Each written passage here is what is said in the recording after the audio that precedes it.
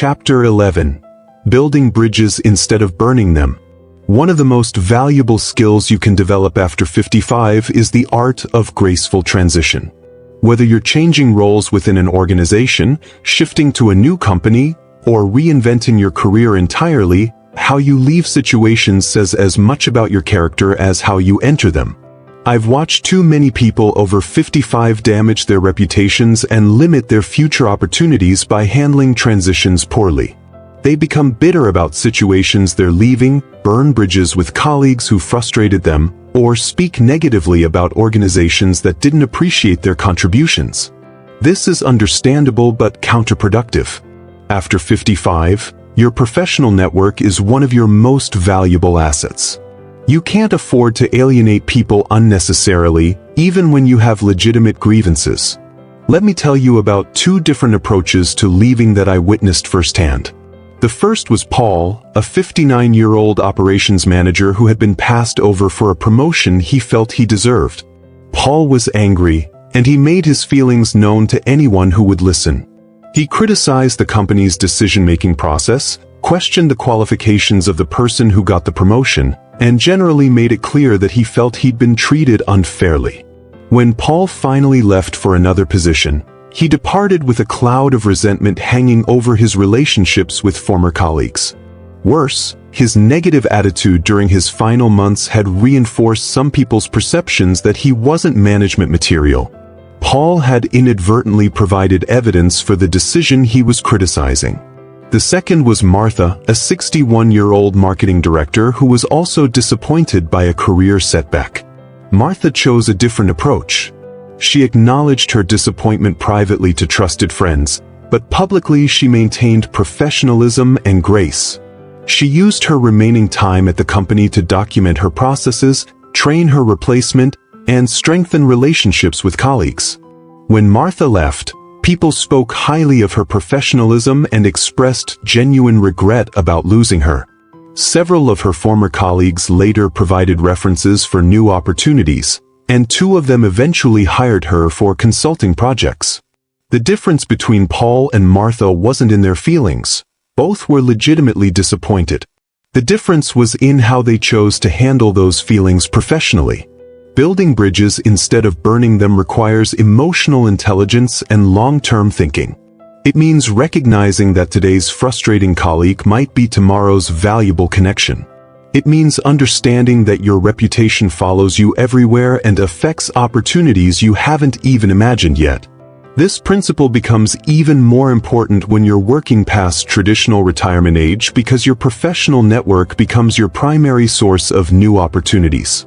Companies might be hesitant to hire someone over 55 through traditional recruiting channels, but they're much more willing to hire someone who comes recommended by a trusted colleague. Bridge building also means being generous with your knowledge and connections even when you're not getting immediate benefit from that generosity. I make it a practice to introduce people who can help each other, share opportunities that aren't right for me but might be perfect for someone else, and provide references for colleagues who have earned them. This generosity has been returned to me many times over. Opportunities have come my way because someone remembered that I had helped them years earlier. Introductions I made have led to business partnerships that later benefited me.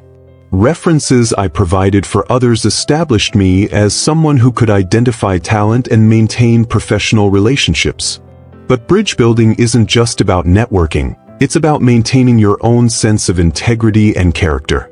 How you treat people when you're leaving says something important about who you are. How you handle disappointment reveals your emotional maturity. How you manage transitions demonstrates your professionalism.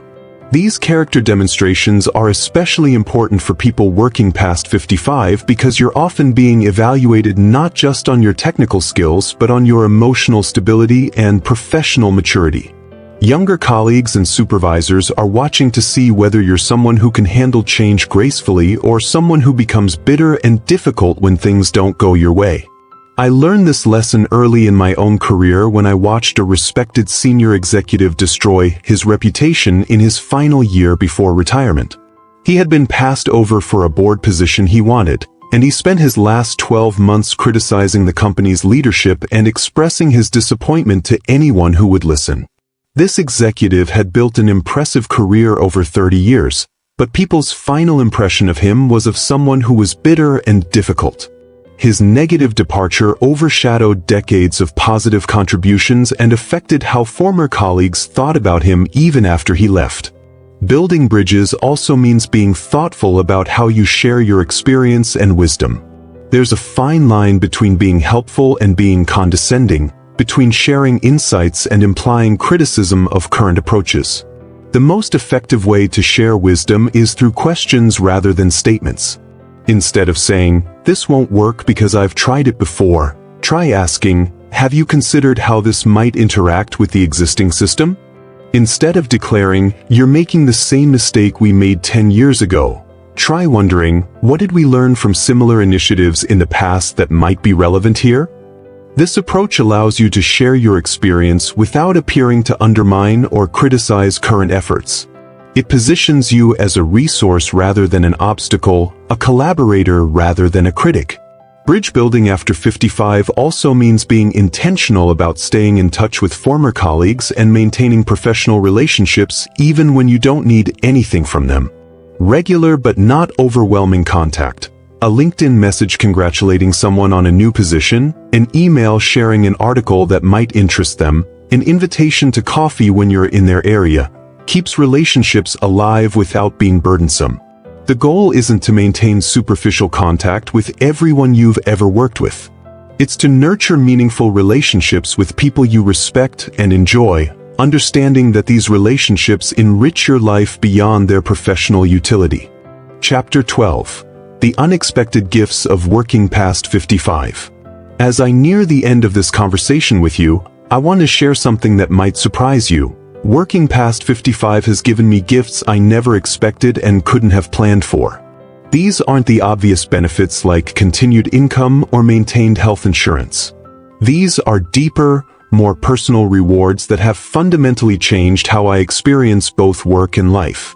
The first gift is perspective. When you've worked long enough to see multiple economic cycles, several generations of leadership, and numerous waves of revolutionary changes that turned out to be evolutionary, you develop a kind of professional wisdom that's impossible to acquire any other way. This perspective isn't just about knowing what works and what doesn't, though that knowledge is valuable. It's about understanding the deeper patterns that govern how organizations function, how people behave under pressure, and how seemingly different situations are actually variations on familiar themes.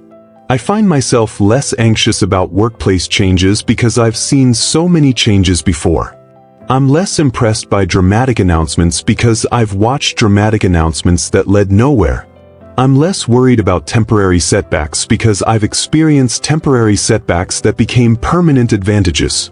This perspective makes me more effective at my work, but it also makes me more peaceful about my work. I don't waste energy worrying about things I can't control. I don't get swept up in organizational drama that will be forgotten in 6 months. I focus my attention on the things that actually matter for long-term success. The second gift is authenticity. Somewhere in your 50s, you stop pretending to be someone you're not at work. This isn't about becoming difficult or uncooperative.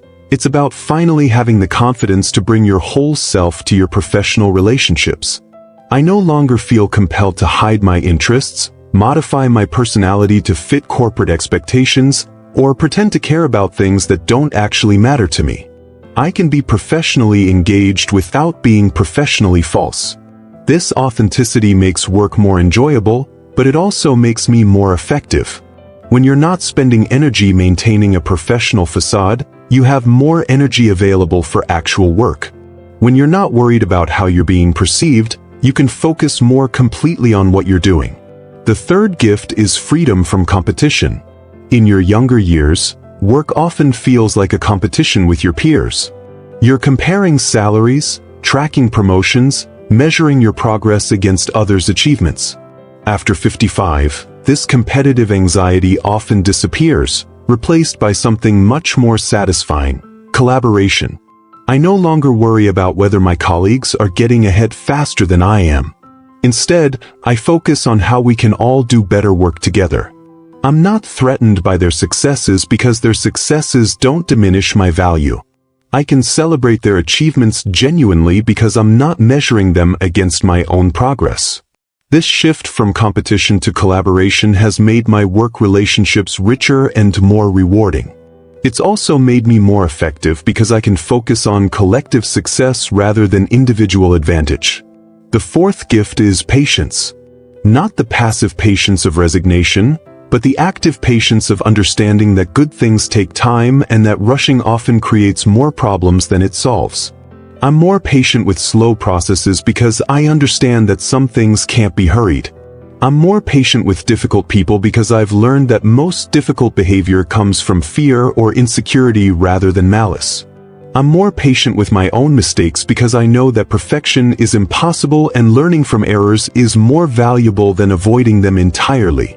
This patience makes me a better colleague, a better leader, and a better problem solver. It allows me to see solutions that might not be immediately obvious and to persist with challenges that might frustrate others.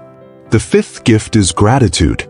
When you realize that your working years are limited, you develop a different appreciation for the opportunity to do meaningful work. Instead of taking employment for granted, you begin to see it as a privilege that not everyone gets to experience. This gratitude extends to your colleagues, your clients, even your challenges. Difficult projects become opportunities to use your skills.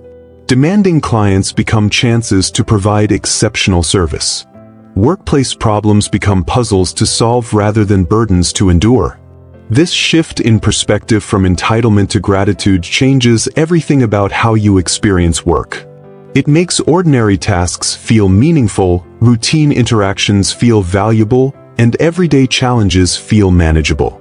But perhaps the greatest gift of working past 55 is the realization that your professional life is part of something larger than yourself. You're not just doing a job, you're contributing to an ongoing conversation, helping to solve continuing problems, and participating in the human project of creating value and meaning through work. This realization gives even mundane work a sense of purpose and dignity. You're not just processing reports or attending meetings or solving problems. You're playing a role in the larger story of human cooperation and achievement. I think of my work now as part of a relay race that's been going on for generations. The people who worked before me handed me certain tools, knowledge, and opportunities.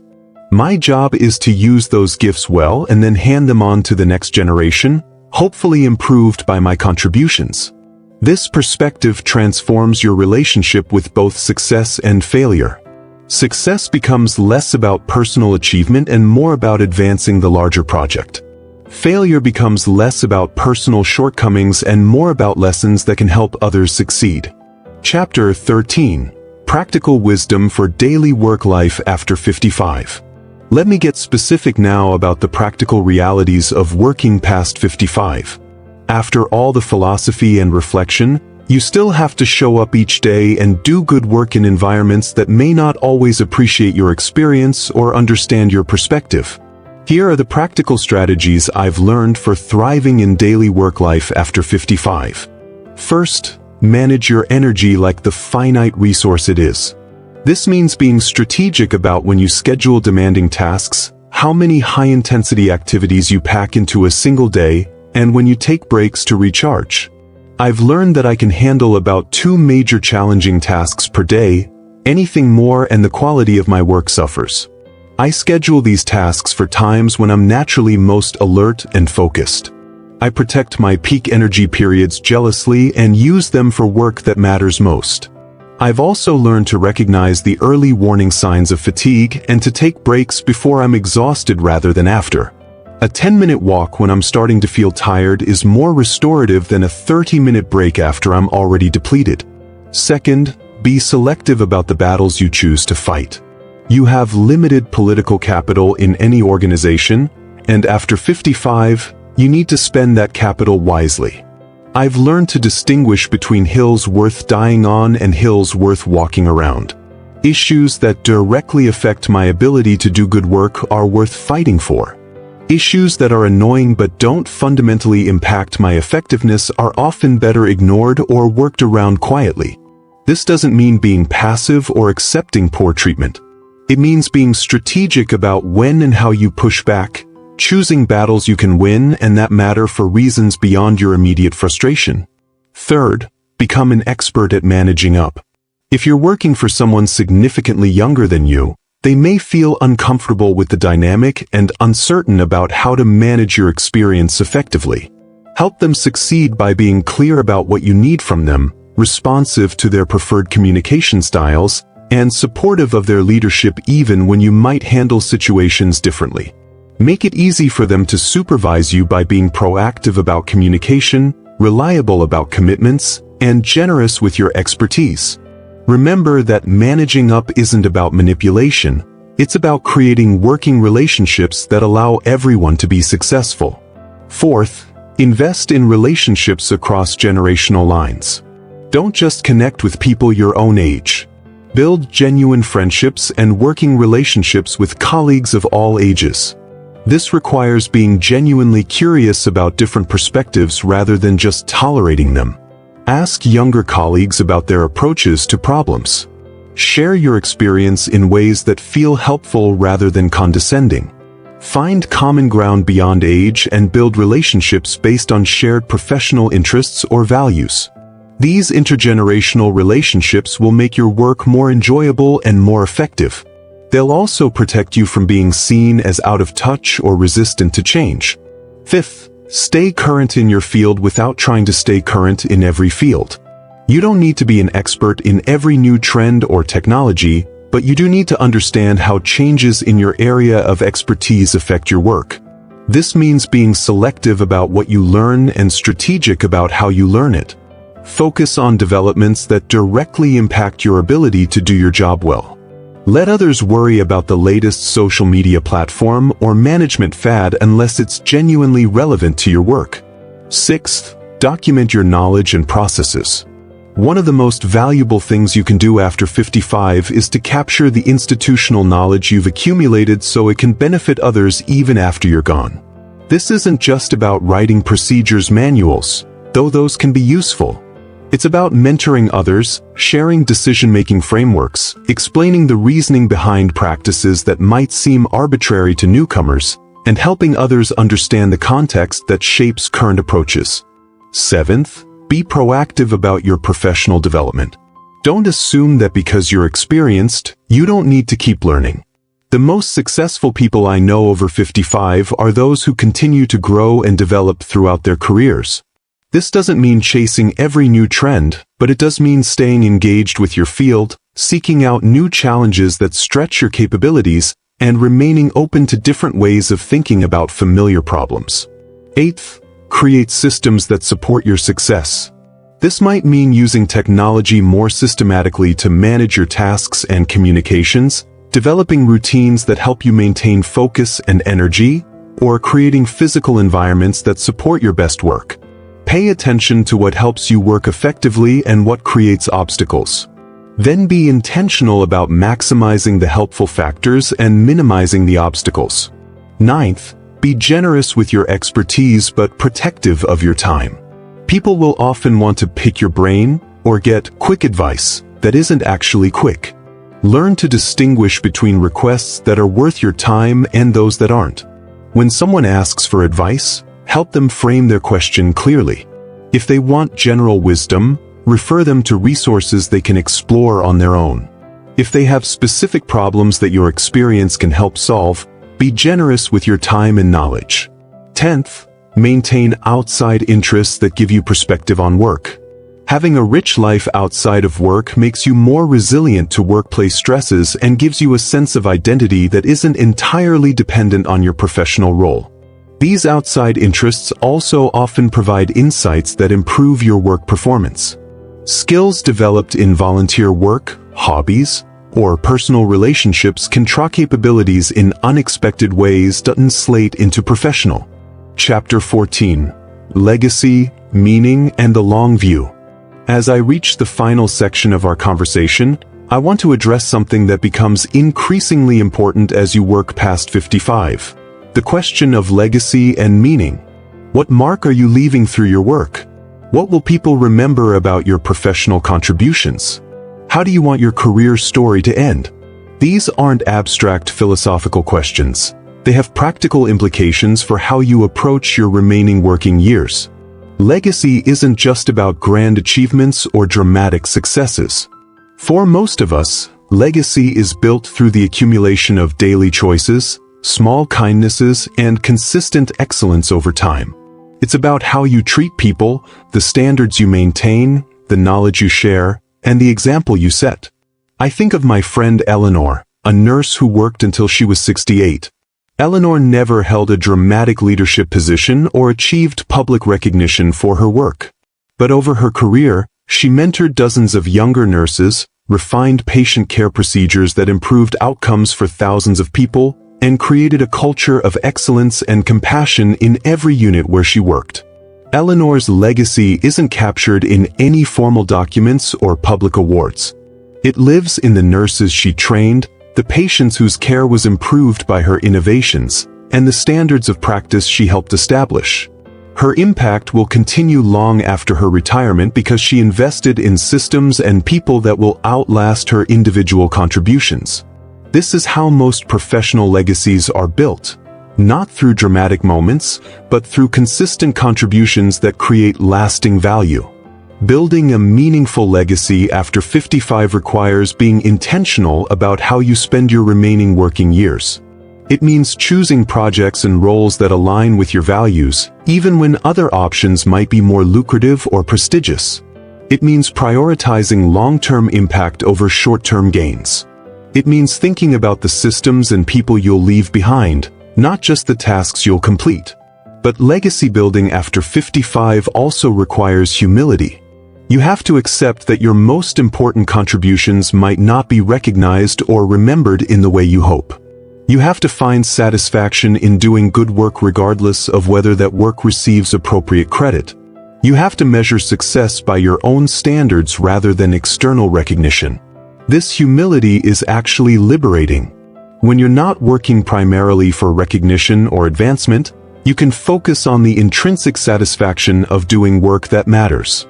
You can take on challenging projects that might not enhance your reputation but will solve important problems. You can support colleagues' success even when that support goes unnoticed. The long view that comes with working past 55 also changes how you think about temporary setbacks and short-term frustrations.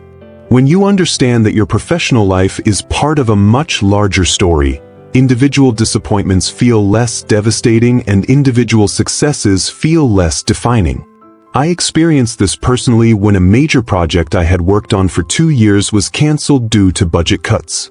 10 years earlier, I would have been devastated and would have taken the cancellation as a personal failure. At 60, I was disappointed but not discouraged.